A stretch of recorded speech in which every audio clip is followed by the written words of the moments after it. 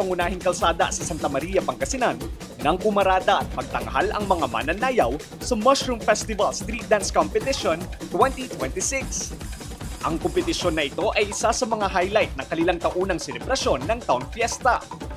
This festival, Mushroom Festival, started po 2018 with our One Town One product, which is mushroom. Legally po, we were celebrating it from 2018 up to now. So this is our 9th year po to celebrate our Mushroom Festival.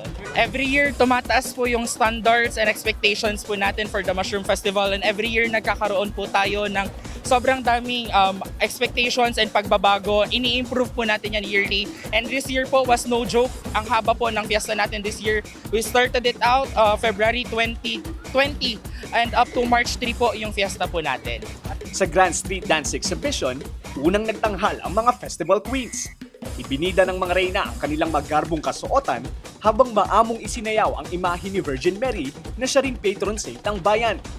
Sunod na nagpakitang gilas ang tatlong grupo, suot ang kanilang makukulay na costumes, naglalakihang mga props at husay sa choreography. Hataw kung hataw ang mga performer. Sentro sa mga performances ang uong o mushroom na ipinagmamalaking One Town One product ng Santa Maria.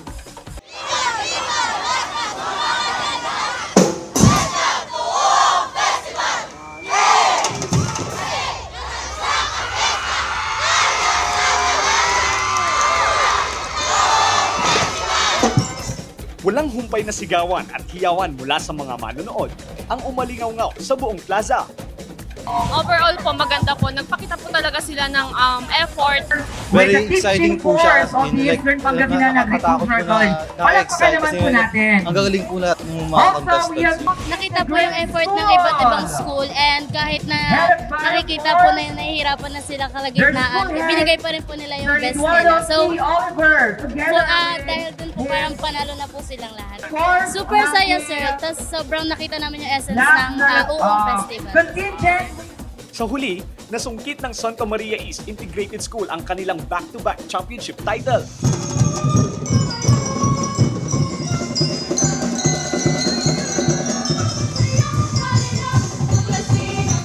First runner-up ang Santa Cruz Integrated School.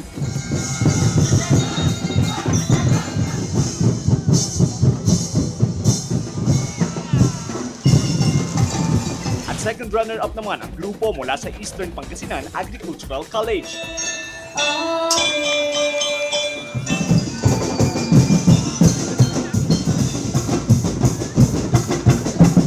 As the defending champion, dapat kailangan consistent yung performance. Kaya walang tulog, pagod, sakripisyo, lahat-lahat binigay talaga namin para ma-prepare ng maayos at maganda yung performance namin. Lahat, when it comes to a level of energy, talagang nile-level up namin yung energy and performance ng mga dancers namin. Thanks God and maraming salamat sa lahat ng supporters namin, lahat ng mga nag-provide ng mga needs namin, especially sa aming pong school principal, Dr. Emily N. Hidalgo, and sa lahat ng mga tumulong sa amin. Ayan, so congratulations SME is for the back-to-back champion.